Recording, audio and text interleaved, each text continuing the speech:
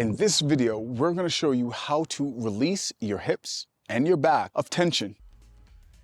Pain-free locomotion requires internal hip rotation. You've been sitting a lot for a long time, and your ability to internally rotate has atrophied. The daily position of your life is commute, office desk, dining room table, and couch.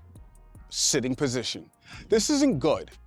Health and wellness require movement. And the most basic and important movement is our locomotion. Whether walking or running, jumping or lunging, these movements need and demand hip rotation, externally and internally. And while we're deficient in both directions, our internal rotational ability is the worst of the two. And if you're suffering from low back pain, these hip stretches that I'm about to show you will give you the much needed relief you've been looking for. First, let's perform some myofascial release on to our glute medius. The glute medius is surprisingly very important to internal hip rotation. Glutes are thought of as being a posterior muscle, but the glute medius has an anterior portion because it traverses the lateral midline of our hips. We'll take a lacrosse ball or a foam roller and roll the side of our hips, feeling for any tension. When you feel a sticking point,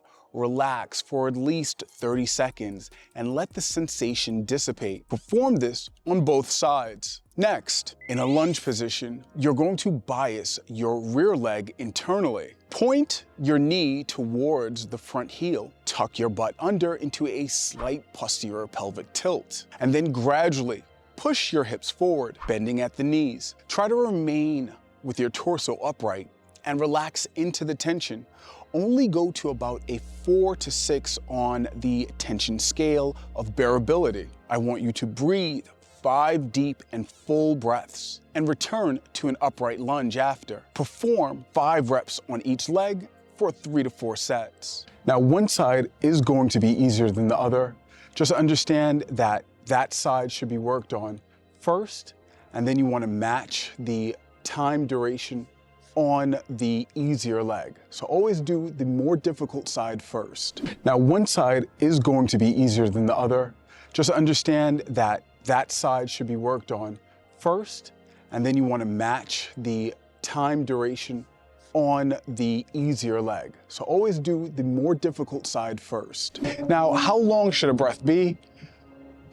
Think of box breathing. 4 seconds in, 4 seconds hold, 4 seconds exhale, 4 seconds hold. Next, we're gonna lay down on our back. Bring both knees high with our feet in contact with the ground. I want you to wipe your knees from side to side, internally rotating on one side and externally rotating on the other. And I want you to hold the position while maintaining contact to the ground of both butt cheeks. You can even put your hands below your butt to sense for the level of contact. Do both sides for 30 seconds each side.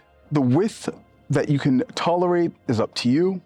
The wider you go is the more extreme the stretch will become. Let the gravity of your knee bring the leg down towards the ground. Now, you don't have to fully externally rotate and lay that down. I prefer to keep just slightly externally rotated. Next, for a further stretch, while maintaining this same swiping position, lift the externally rotated leg and place that heel on the internally rotated knee and hold this position for 30 seconds to a minute. This will start as a struggle, but the longer you can hold it, the better it gets. If your back has been tight lately, this will feel euphoric.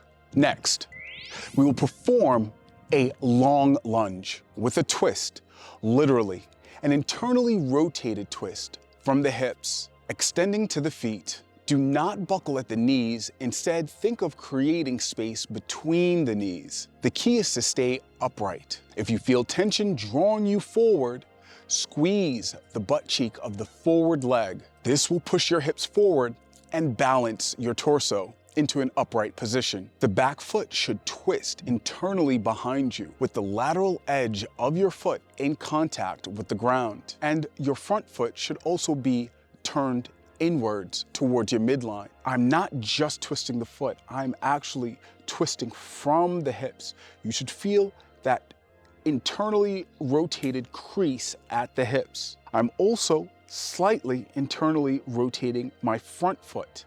And instead of collapsing the knee, we want to create space in between the knee. As you go lower, try to stay on the ball of your toes. Hold this position for 30 seconds and do 3 to 4 sets on each leg.